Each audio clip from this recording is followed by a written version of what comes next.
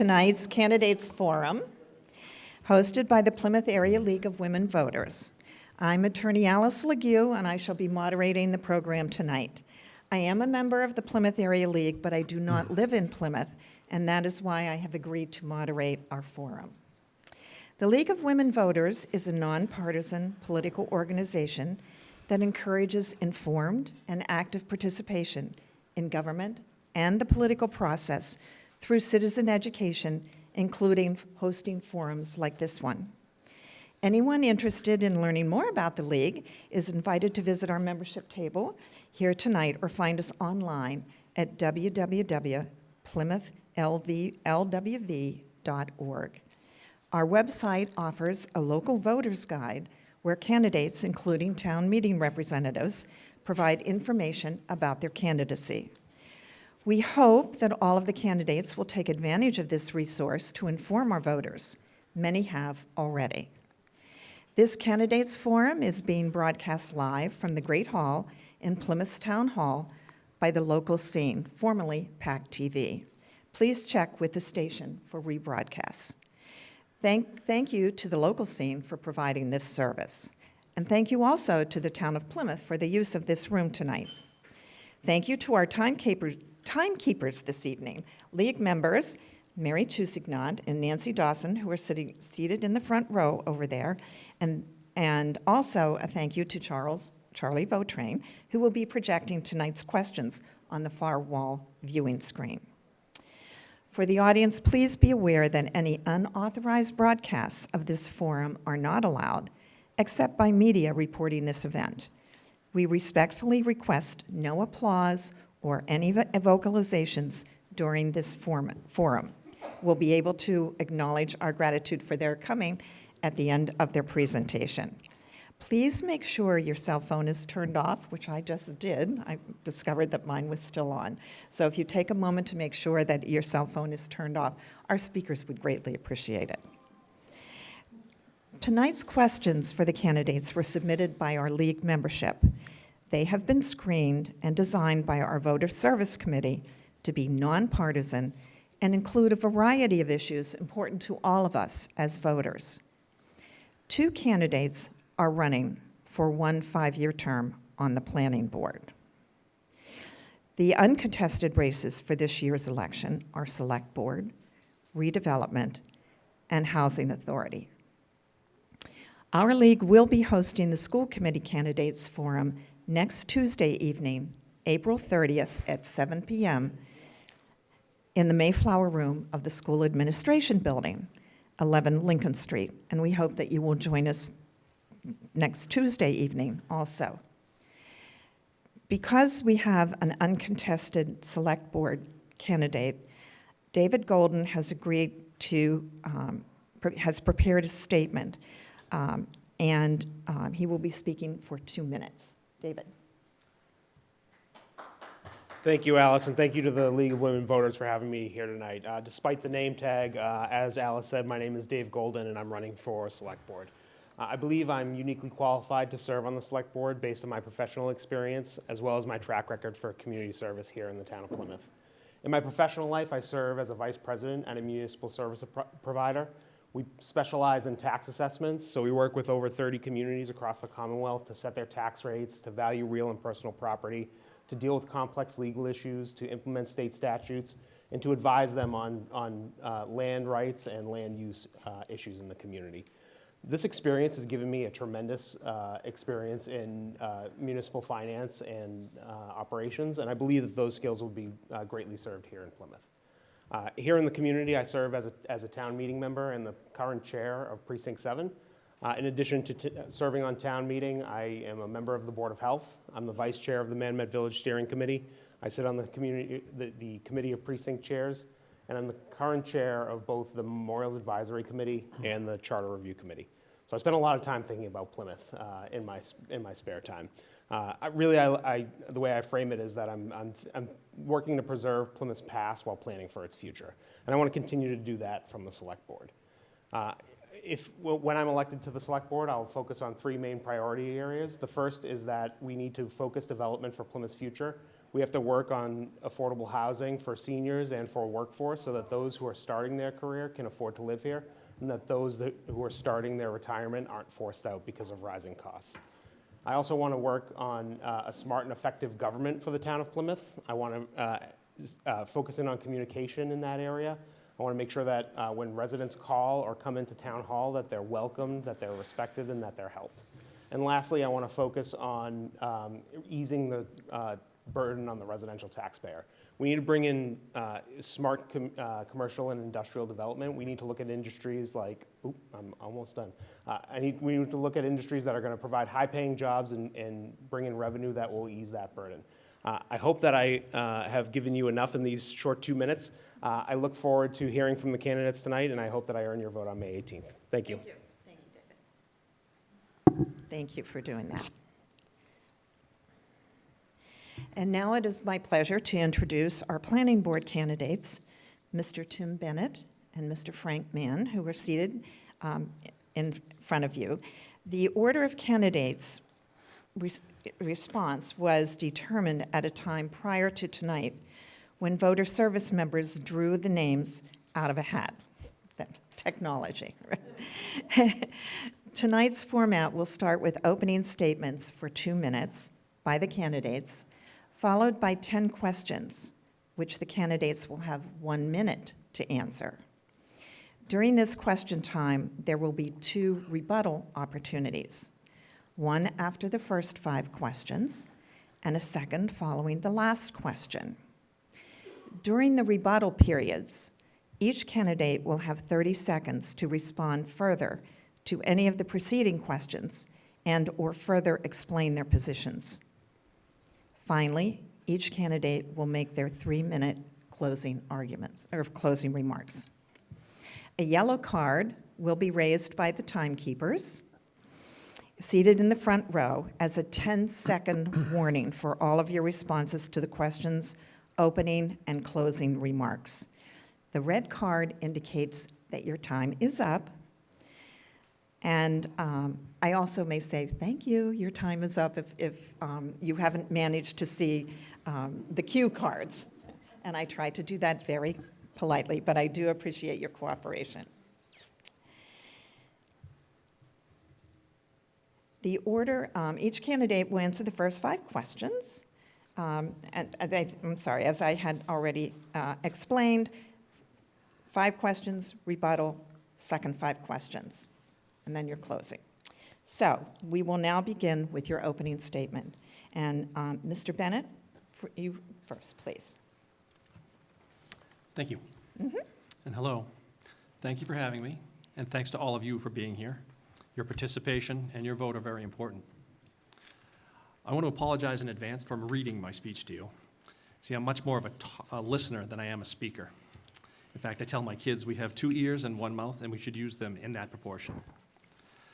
I want to start out by telling you a little bit about myself. Plymouth holds a special place in my heart. It's been my hometown since 1967 when my family moved here. Currently, my wife and I have 2 children in the Plymouth school system. I am actively engaged in community service as Assistant Scoutmaster for Troop 51 in Manomet, a former Little League coach, and a member of the Second Church of Plymouth in Manomet. I've been a professional land surveyor for over 30 years, as well as having been a licensed septic inspector and soil evaluator. I'm a land use professional, and I ran my own civil engineering firm for 10 years. I'm currently chair of the Plymouth Roads Advisory Committee, on which I have served for over 10 years. I also serve as a member of the Manomet Village Steering Committee. I feel my experience gives me a skill set that can benefit my community. I grew up here, I know the town, and I understand how to balance growth and preservation. I'm running for planning board because I believe that as a citizen, it is my duty to give back to the community that has given me so much. And I have a skill set that I know can benefit the town. I also want to make it very clear that I feel strongly that my vote is my own. It is not beholden to any political party or special interest or anyone else. However, I also feel it is my responsibility to always vote for what I believe is in the best interest of the residents of Plymouth, and that is where my loyalty lies. That also includes listening to all sides of the story, not just those that I agree with, and working towards finding a balanced solution that will provide the best possible outcome for our community. Thank you. Thank you. Mr. Mann. Thank you and good evening. My name is Frank Mand and I'm running for Planning Board. And you might call it a grassroots campaign because from the moment I threw my hat into the ring, I was committed to doing things differently this time. Why? Because over the last decade, elections, in my opinion, have not been that local. Outside groups and big money have tainted our 400-year-old traditions, forcing otherwise well-intentioned residents to play along. It's not unusual today for local campaigns to spend $10, $20, even $30,000. And what is that money largely spent on? Lawn signs, oversized postcards, even robocalls. In the lead-up to the local NIPS bottle referendum, outside groups from as far away as New Orleans spent over $50,000 to influence the outcome. I don't want to play the money game. I won't be asking anyone for donations. I won't be spending money on lawn signs, postcards, blimps, or oversized banners. So that means more than ever, I need you to let people know you support me and why. Why? Here are just a few reasons. Experience. I have a long history of volunteer service to the community, including the creation of Community, serving as president of a local Little League, as a board member of the Plymouth Task Force to End Homelessness, and as an elected member of the town's planning board. Vision. I am a long-time advocate for protection of our natural resources, the retention of our small-town character, and the development of what I prefer as a green economy. Competence. I have 2 degrees, including an MBA in international business. I presently operate a business in downtown Plymouth, and for over a decade, I was an award-winning journalist in town covering everything from Plymouth Town Meeting to the disintegration of our municipal sewer system. Thank you, I'm Mr. sorry. Mand. Your time is up. I thought that was 2 minutes. And now we will begin with our questions. Each candidate will answer the first 5 questions with 1-minute responses. The order of responding to the questions will rotate between the 2 candidates until such time as our closing remarks. Question number 1, we will begin with you, Mr. Bennett. What do you view as being the most important duties of the planning board? What skills, knowledge, and experience do you bring to the position if elected?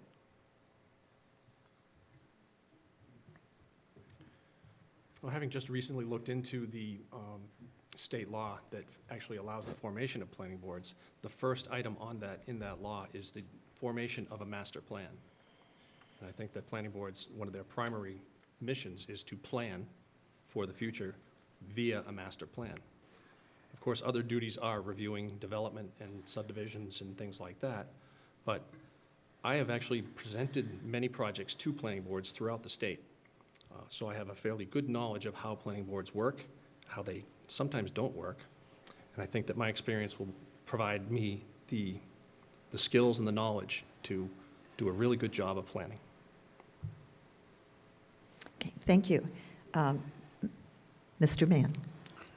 I agree that the master plan is, especially now, the most important responsibility, duty of the planning board. Right now, I say, because we're beginning a new process.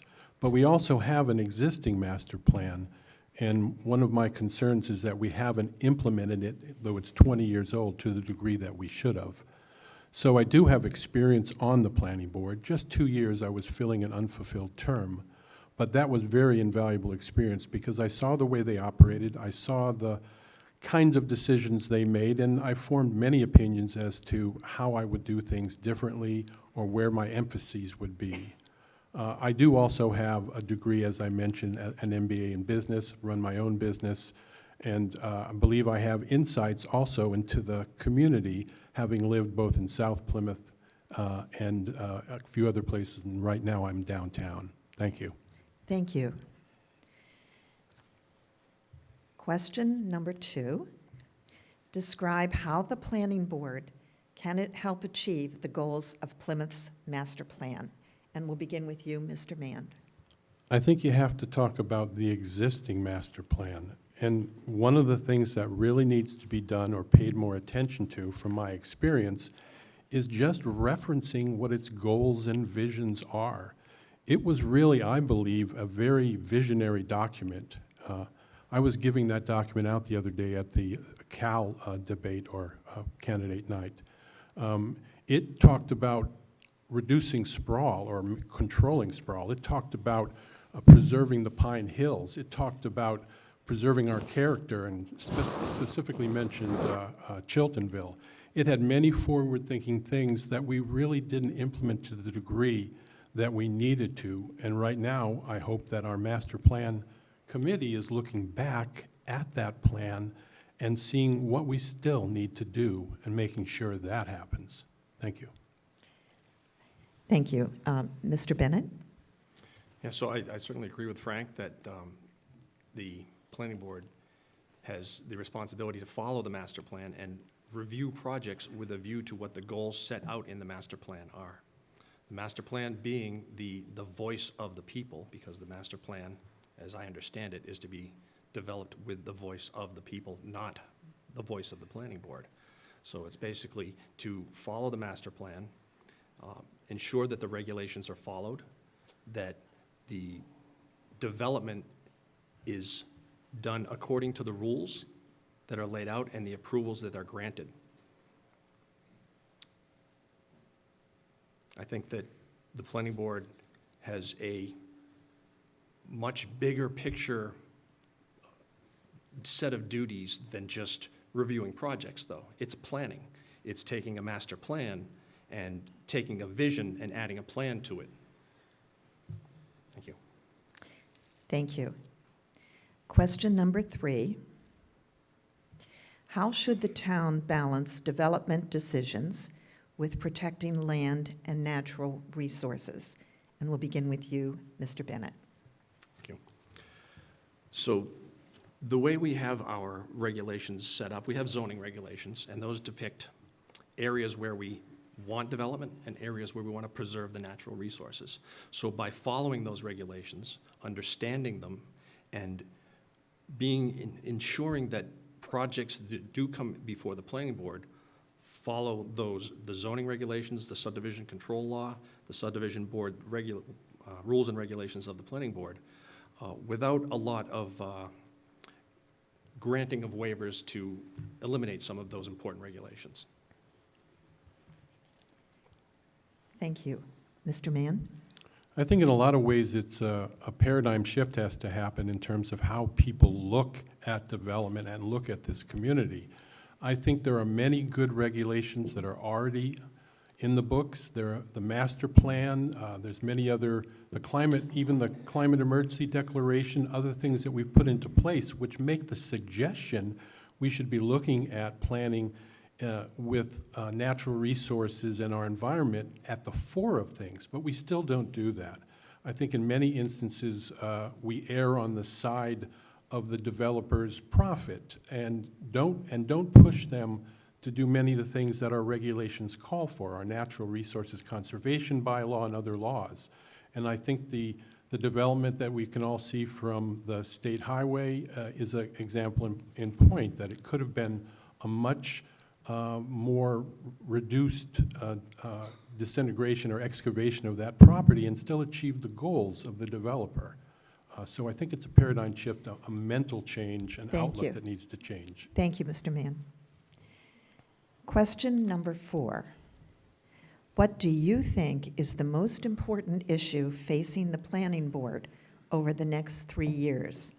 And if elected, how do you plan to address it? And we'll begin with you, Mr. Mann. Wow, it's a big question. Over the course of the next 3 to 5 to 10 to 20 years, our master plan is a critical issue in really having a plan that the people are completely involved in on a regular basis, because we're facing just amazing pressures to develop large plots of land. We do have a lot of wonderful open space, but we want to preserve more because it's the best way to hold down the costs associated with uncontrolled development.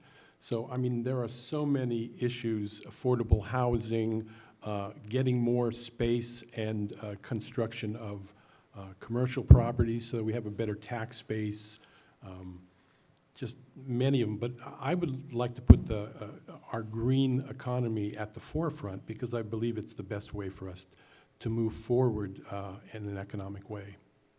Thank you. Mr. Bennett? Thank you. Well, I think Frank put it pretty well. I think the big issues and the big thorny one is housing.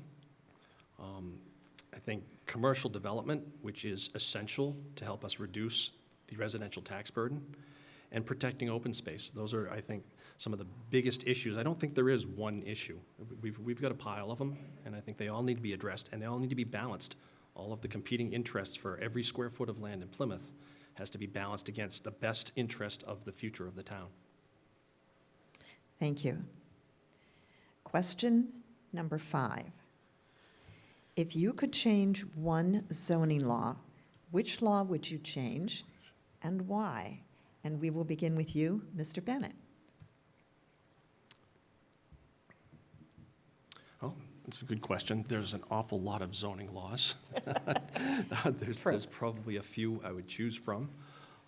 But I think that the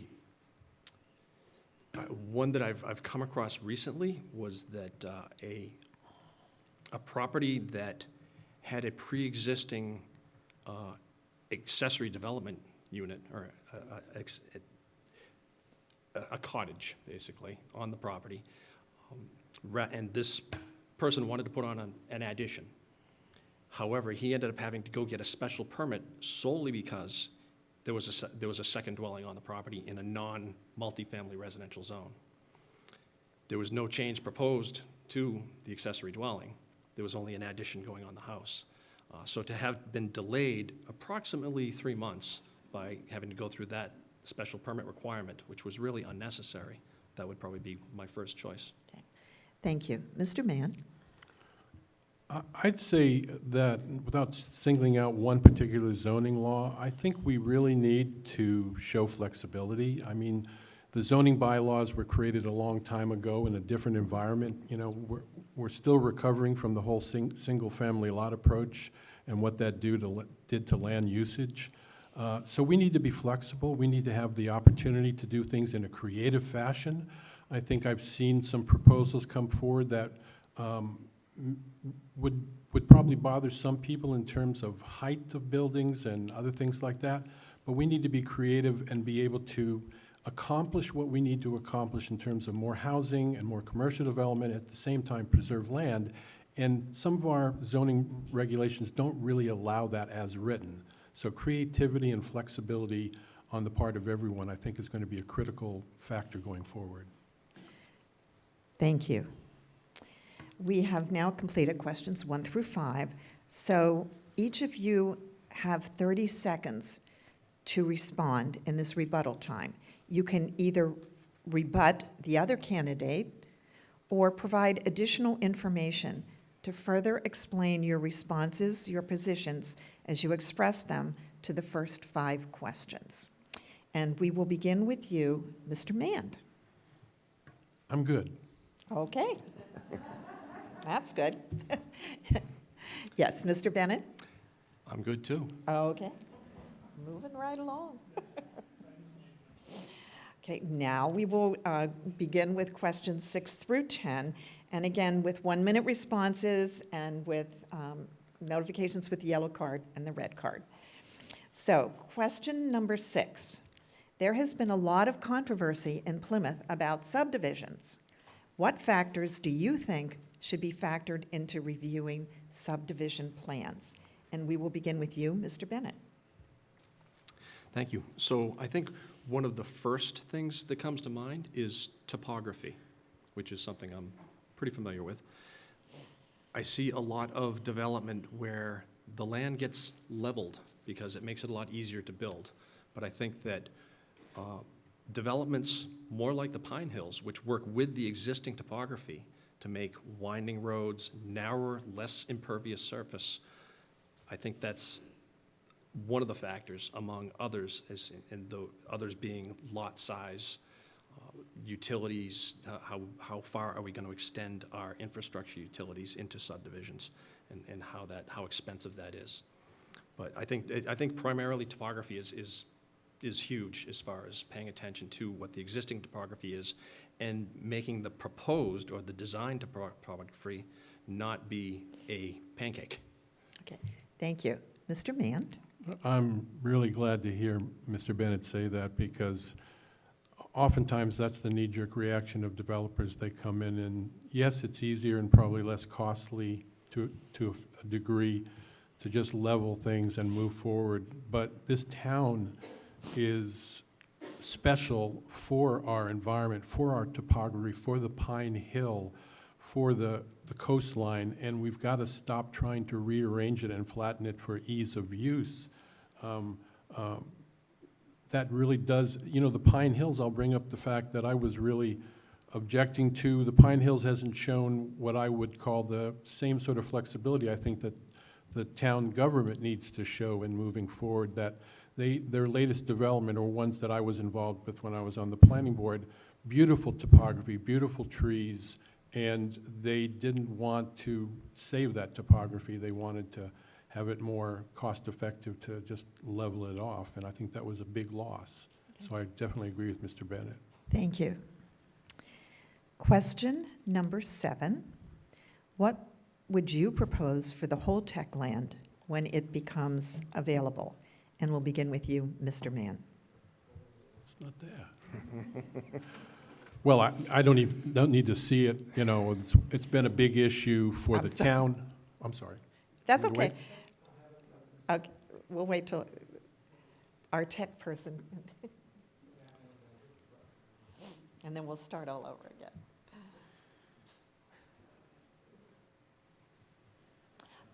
There we go. All right. What would you propose for the whole tech land when it becomes available, Mr. Mann? We really need to have a plan to deal with that sooner than later, a plan that everyone knows about, a plan that is being talked about, and a plan that basically preserves, let's call it 1,500 acres. It's debatable what the acreage is, but at least 1,100 of those acres are on the rise off 3A and up to the hill and the peak, and with views to Provincetown, just an unbelievable piece of property. That whole property could accommodate commercial development and maybe a little more residential development. I wouldn't like to see that, but also conservation development. There's a great plan out there that Mr. Withington has put forward. I think it was called CHAPS or anything. It stood for turning that whole hill into a kind of a mini Acadia, and it has that ability, it has those resources to be a very special place and a key to the rest of our environment in town. Okay. Thank you. Mr. Bennett? Thank you. That's a pretty special place to me. I spend a lot of time up there. I might not know to look at me, but I'm kind of an avid mountain biker. So I really enjoy that property, and I think open space is definitely the best use for it. However, I don't know that we can afford to dedicate all of it to open space. I think that there are areas that may be conducive to some commercial development. And I think I do agree with Frank that possibly some residential development, possibly adjacent to some of the existing, but I'm not convinced of that. And the commercial development could be along, say, the Powerhouse Road or something like that, down in the areas that are not on the hill. However, I haven't studied what the habitats are like, what the topography is like in some of those areas. I haven't been over the entirety of it. So my first choice is open space, but I think that we need to also provide some revenue through the town for it. And I also want to applaud town meeting for putting aside $500,000 more towards it. Thank you. Question number 8. What are your priorities for the planning board to help achieve and address climate change? Oh, I'm sorry, and we'll begin with you, Mr. Bennett. It's a pretty big issue, climate change. So from what the planning board perspective could do, I think, is encourage more development with less impervious surface, less pavement, again, less removal of the existing topography, less removal of the existing natural vegetation. I think that some of our zoning regulations are conducive to that, such as the VOSD, Village Open Space Developments. And I think that that's not really entirely the purview of the planning board, is climate change, but I think what the planning board can do is provide or encourage development that is respectful of the environment and basically provides less infrastructure, clearing, less impervious surface, less runoff, less stormwater runoff. Okay, thank you. Mr. Mann? In some ways, as I suggested before, there has to be a shift in how we are looking at our regulations. We have a lot of good regulations. We have a natural conservation resource bylaw. We have the master plan and other things that are on the books that suggest we should be protecting these lands. And, again, when you come to a situation where you have a choice of leveling the lot and taking the sand or leaving a lot of trees, we really have said on paper that you should make the decision to preserve as much of the natural conditions as possible, but we're not really doing that when push comes to shove. And then just in general, I'd like to extend that kind of attitude also down the line to every development, big or small. We need to increase the amount of forestry coverage we have in the state. 25% of all carbon emissions are absorbed by trees. And so every home, every double lot, every small development, and the larger developments should all take those things into consideration. They need to if we're going to do our share. Thank you. Question number 9.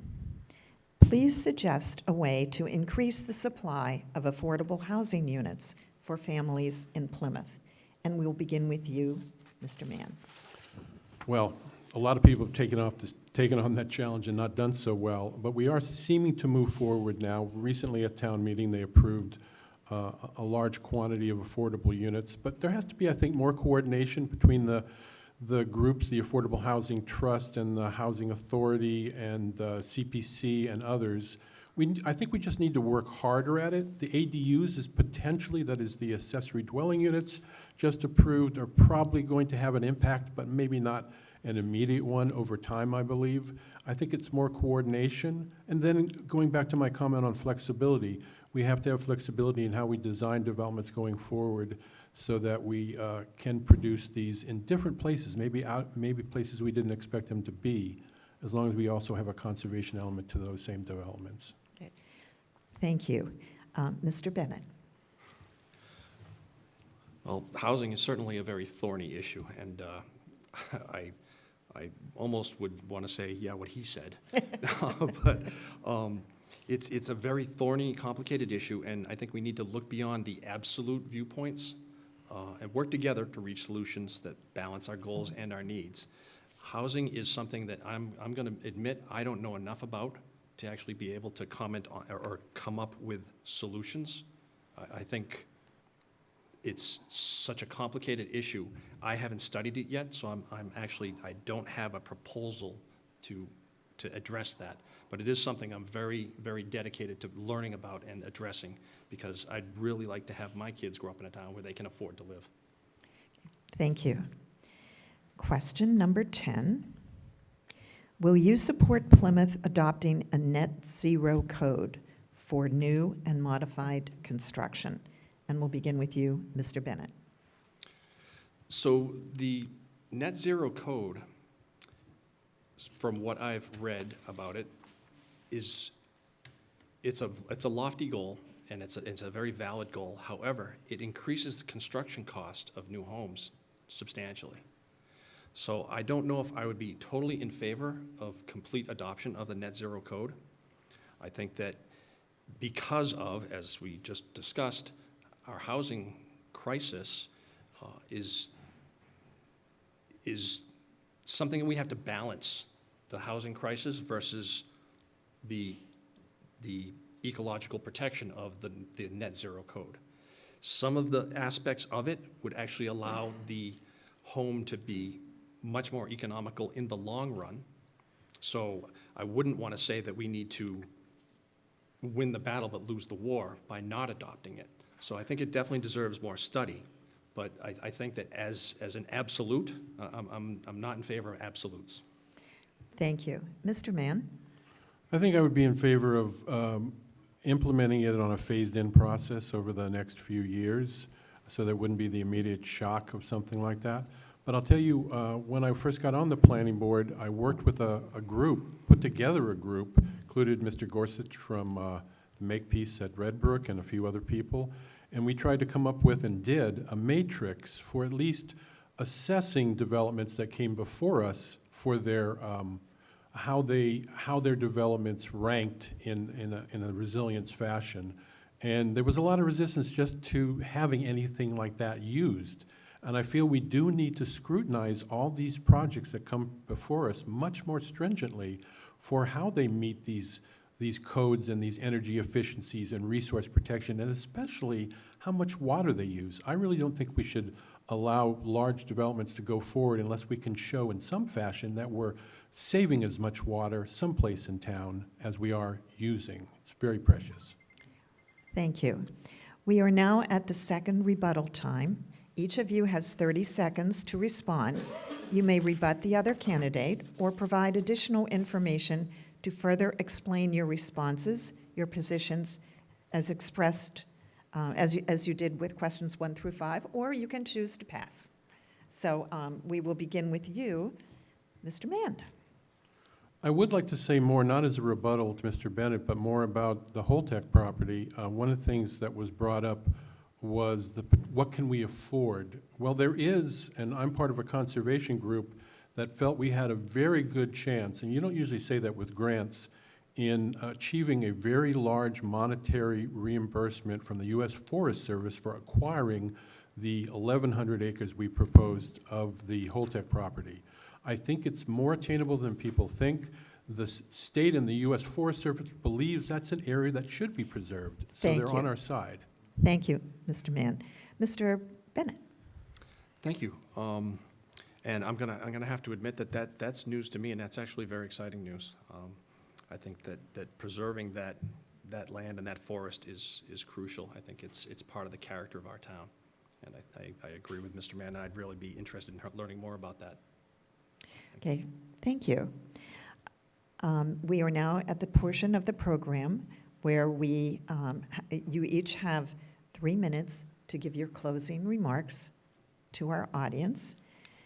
And Mr. Mann, you may begin. Thank you.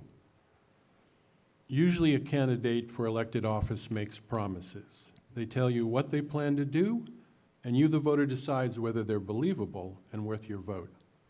My only promise to you is that I'm going to do exactly what I did a few years ago when I was elected to the planning board. I'm going to do my job. I'm going to visit every location possible of the projects I am asked to review. I'm going to do the research. I'm going to ask the tough questions. I'm going to insist that every project is energy efficient, protects our natural resources, conserves water, and meets the expectations of our master plan. Am I against commercial development? Absolutely not. Am I in favor of affordable housing? Absolutely. Look at my record. I rarely voted no, but I always asked for more, for better, for the best. Plymouth can't afford anything less. Thank you. Thank you. Mr. Bennett. Thank you. So our job as public officials is not to tell the residents of what Plymouth should look like. The residents of Plymouth have their own vision for Plymouth, one they will provide as part of the master plan process approved by town meeting. Our job is to create plans that help achieve that vision, because a vision without a plan is just a dream. My understanding of land use makes me uniquely qualified to help develop those plans and as a member of the planning board. To those upset about overdevelopment in Plymouth, I absolutely understand your concerns. But as much as we may want to stop all new building, we legally cannot. Plymouth is going to grow whether we want it to or not, but that doesn't mean we can't do something about it.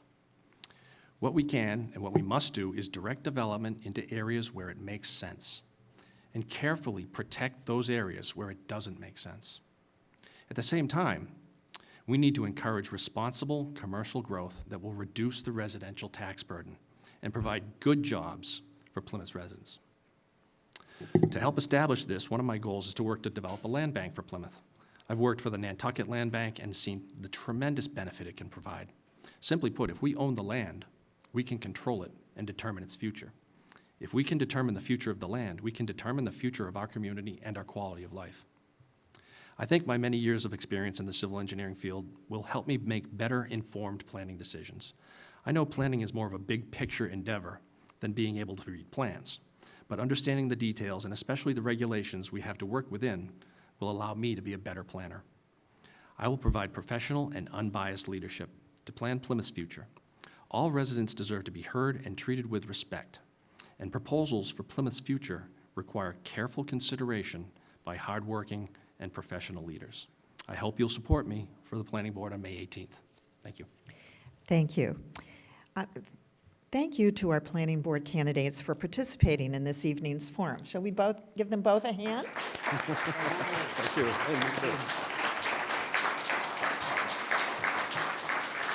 Thank you. And also, thank you to our live audience. We've had a good turnout this evening. And also, thank you to those who are watching our Planning Board Candidates Forum via the local scene. Just as a reminder for all of you, our school committee candidates is next Tuesday evening. And as an added bonus, free childcare will be provided by the Old Colony YMCA. But you have to call Kate Brown at 781-956-2059 to register. And I think it's written right up there, so if you need to write that down, please do. And also, we ask you to please hand in, there was a survey that was put on your seat, so if you have that opportunity to fill it out and leave it at the membership table as you leave, that would be wonderful. Again, a reminder that go visit our website for our voter's guide and relevant information about voting and the timelines to participate in our upcoming town election. Please remember, as I always remind you and as we always say, democracy is not a spectator sport. Please vote. Thank you and good evening.